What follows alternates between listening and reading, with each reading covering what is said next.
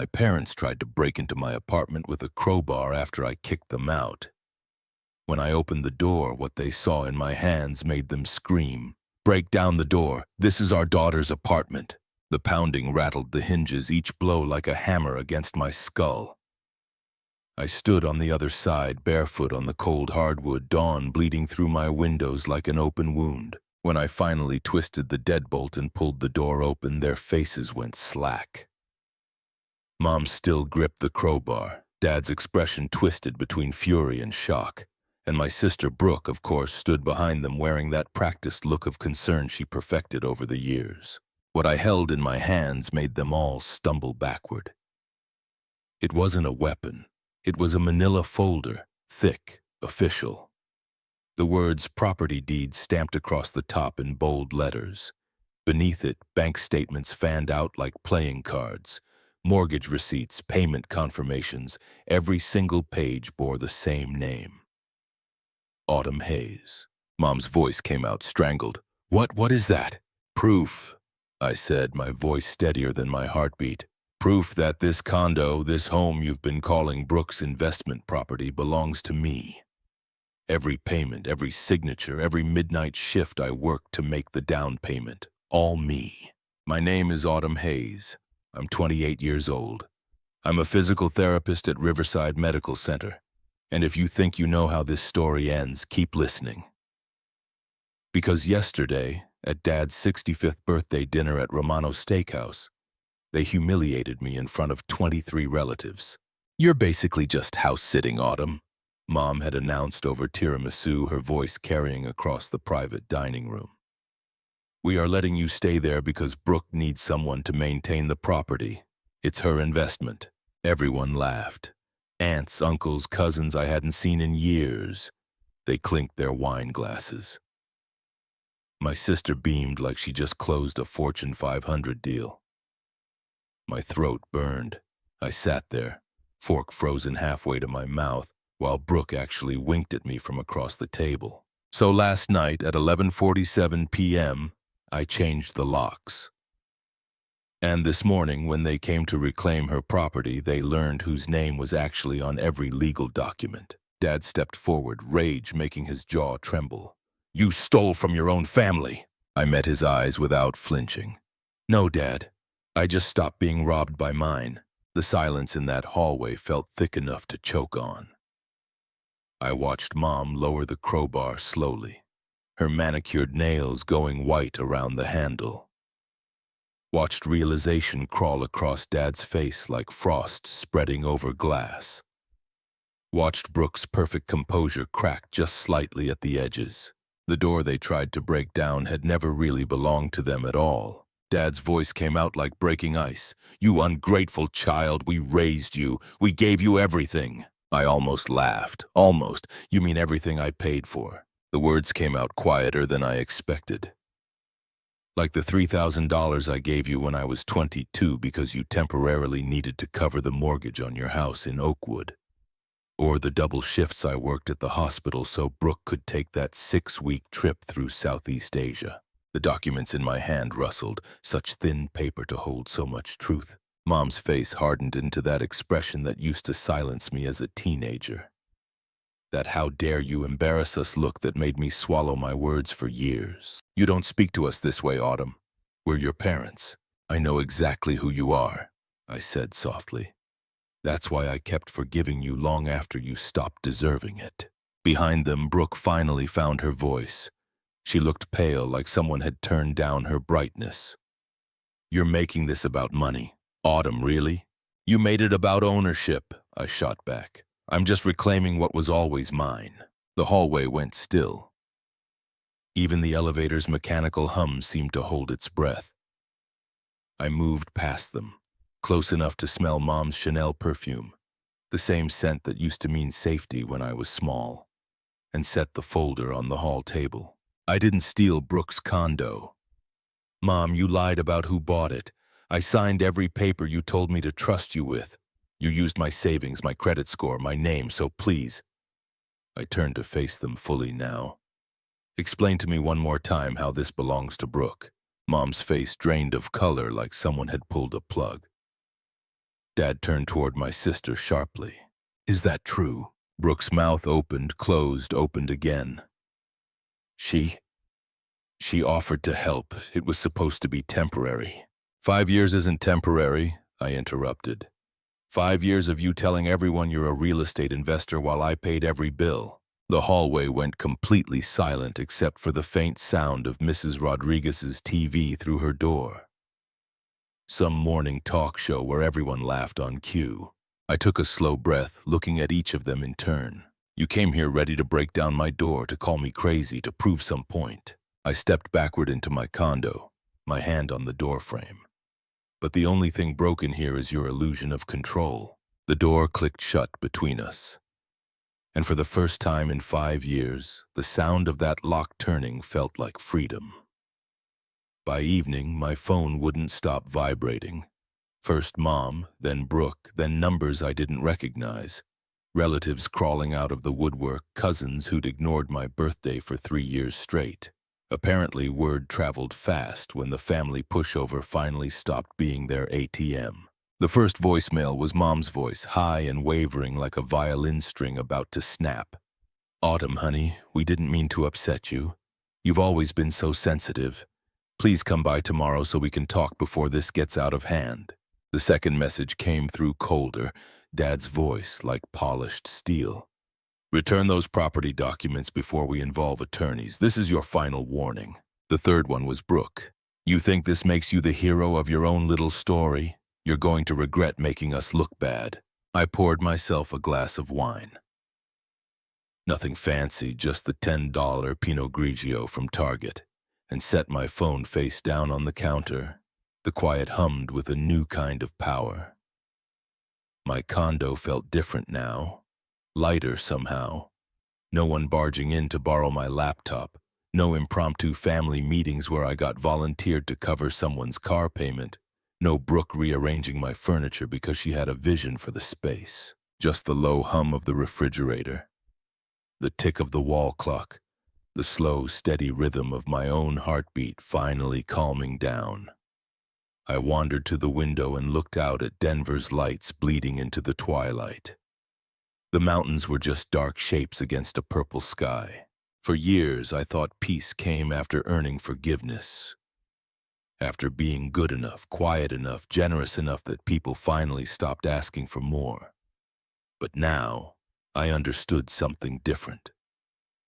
Peace comes after you stop performing.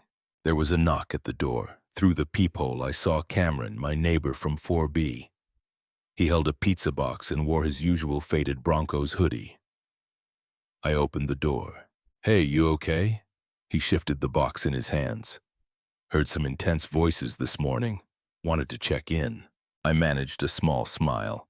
Family drama, but I'm good now. He stuttered for a second, then opened the pizza box and held it out.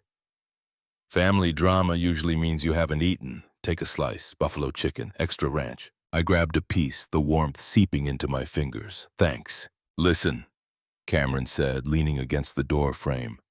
I don't know what happened, but whatever it was, don't let them guilt you back into chaos.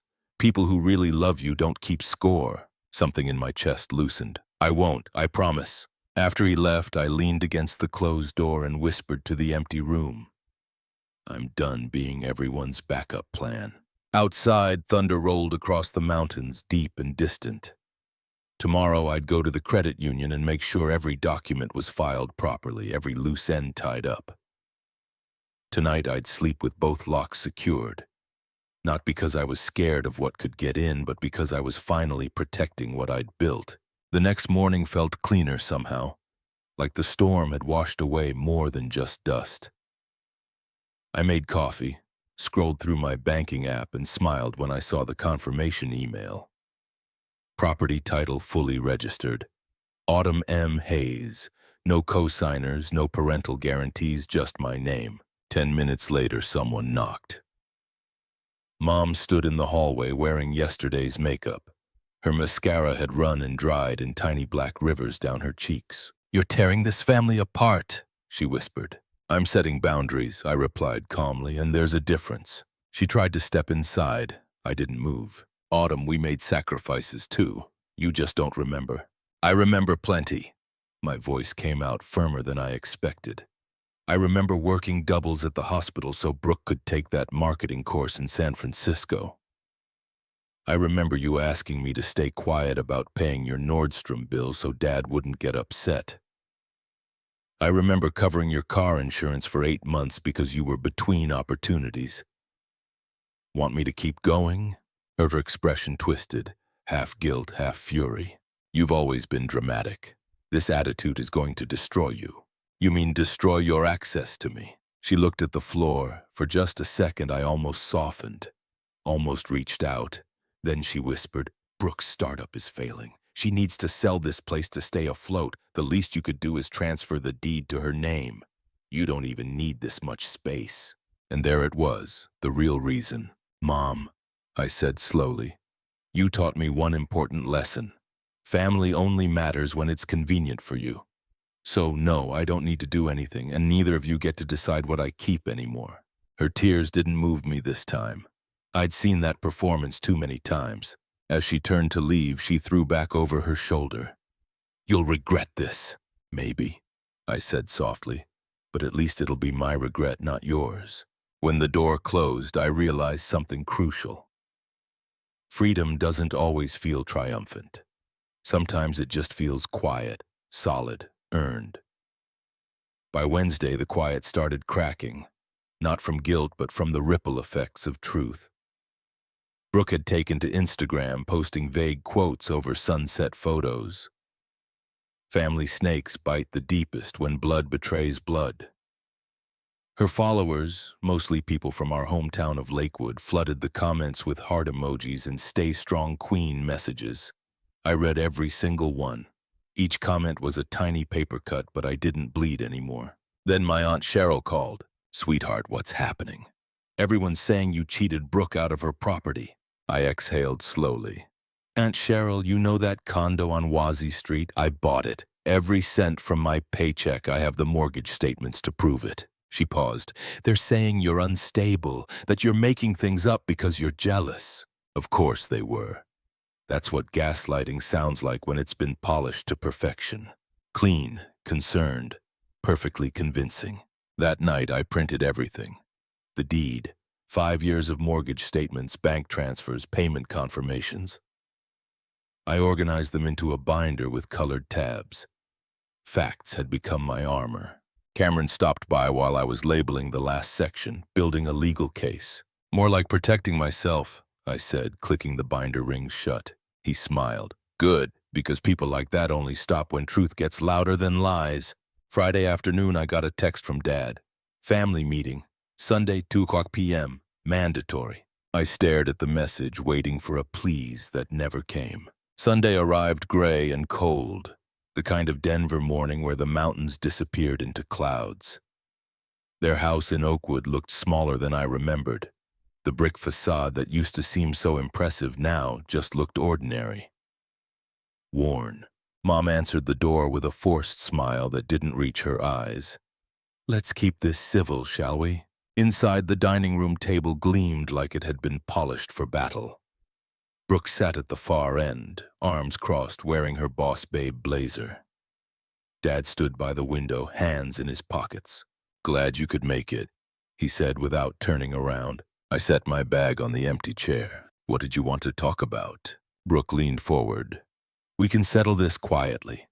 Autumn, sign over the deed and we'll all pretend this little episode never happened.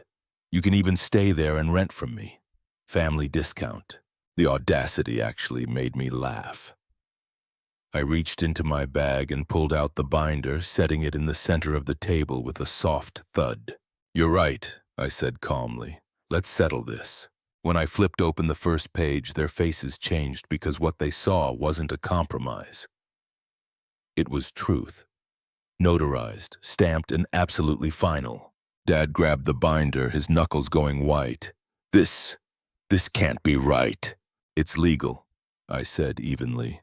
Purchased under my name, paid through my account at Rocky Mountain Credit Union. Every signature mine, every dollar mine. He flipped through pages like a man searching for a loophole in reality. Mom sat frozen, eyes darting between me and Brooke like a trapped animal looking for an exit. "You tricked us," she whispered. "No," I replied, "and you underestimated me." Brooke slammed her hand on the table. "You think some papers make you better than us?" I met her glare without flinching. "No, just protected," she scoffed. "You've always been jealous of me." I smiled faintly. Jealous of what exactly? The debt, the failed business ventures, the Instagram facade? Her jaw clenched. "You've ruined everything. Now everyone's talking about how you turned on your own family." I leaned forward, my voice soft but cutting. "I didn't turn on anyone, I just stopped being your safety net." Mom suddenly stood, her voice trembling.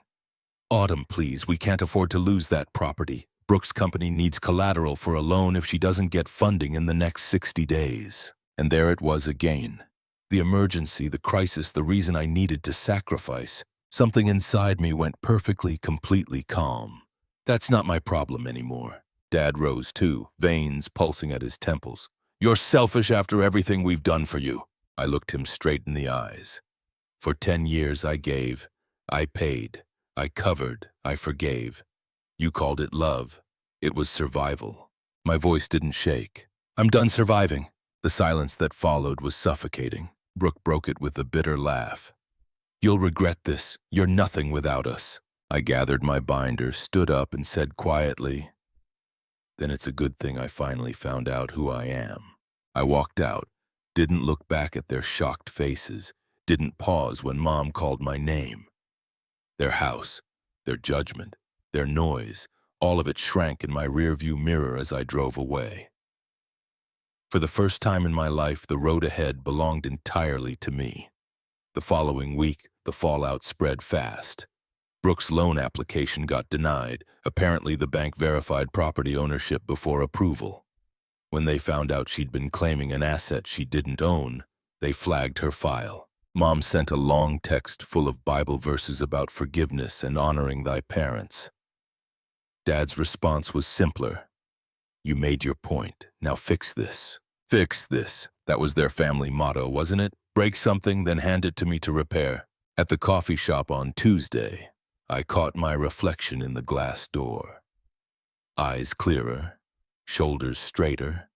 Someone I barely recognized, but was starting to like. Cameron slid into the booth across from me with 2 mugs.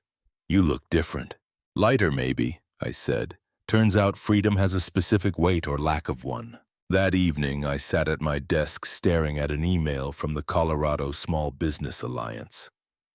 They wanted me to speak at their conference about work-life balance in healthcare. Apparently, my story, the physical therapist who built a life while everyone told her she was wasting time, had resonated with their members. I almost cried. For years, I'd been defined by other people's emergencies, their needs, their crises. Now an opportunity had found me because of my work, my actual work. I hit accept before I could overthink it. The next morning I posted something on Instagram, just one line. "When peace feels like rebellion, you were never really free to begin with." By noon, the family group chat exploded again. Mom accused me of airing dirty laundry. Brooke posted a response story with more sunset quotes. I muted the thread and went back to sketching treatment plans for my patients. Cameron came by that evening with cupcakes from the bakery on Llama Street. "Celebration food," he grinned, for the woman who finally chose herself. We sat by the window, the city lights reflecting in the glass. "Do you ever miss them?" he asked softly. I thought about it for a long time. I miss who I hoped they could be. Outside, rain tapped against the window. Steady, sure, like the sound of something washing clean. 6 weeks later, I stood on a small stage at the Denver Convention Center, my hands trembling, not from fear, from disbelief. The Small Business Alliance had chosen my presentation, Sustainable Boundaries in High-Stress Careers, as their featured keynote. My slides showed late-night study sessions, hospital breaks, moments stolen from exhaustion to build something that was mine. When I finished, the audience applauded. The sound felt surreal, validation without strings attached. Afterward, a woman from the Healthcare Commission shook my hand. Your story resonated with so many people. We'd like you to mentor our next cohort. I smiled, feeling something rise in my chest that I hadn't felt since childhood. Pride without apology. That night, driving home through Denver's glow, windows down, music low, I felt complete. As I pulled into my parking spot, a familiar car idled by the curb. My parents got out. Their faces looked smaller somehow, softer. Mom's voice cracked. "We just wanted to see you. We heard about your speech." Dad looked at the ground. "You did good, Autumn." For a second, I searched their eyes for sincerity. I didn't find much, but maybe enough for someday. "I appreciate you coming," I said calmly. "But I don't need fixing anymore. I'm good." Mom's tears welled up. "Can we start over?" I thought about it, really thought about it. "Maybe someday," I said gently, "when it's not just because you lost control." I walked past them up the steps to my condo. Each step a line between past and present. Inside, the lights glowed warm. The air smelled like coffee and lavender. Cameron texted, "Proud of you. Dinner tomorrow, I'm buying." I smiled and typed back, "Deal." Outside, their car pulled away slowly, swallowed by the city's rhythm. I exhaled, locking the door behind me, not to keep them out, but to protect the peace I'd built. And that was the moment I finally understood. Freedom isn't when they stop holding you back. It's when you stop holding yourself hostage to their expectations. The door was mine. The home was mine. The future was mine. And for the first time in 28 years, that was enough.